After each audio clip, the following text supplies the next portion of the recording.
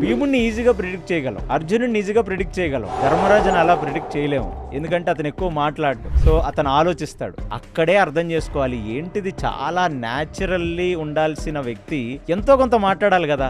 అయినా సరే ఎంత జరుగుతున్నా భార్యను పిలిచి వస్త్రాలు ఒలిసేద్దామన్న సిచ్యువేషన్ లో కూడా ఏవి మాట్లాడకుండా ఎందుకు కూర్చున్నాడో తెలుసా మీకు? అందరినీ అబ్జర్వ్ చేస్తున్నాడు ఆయన.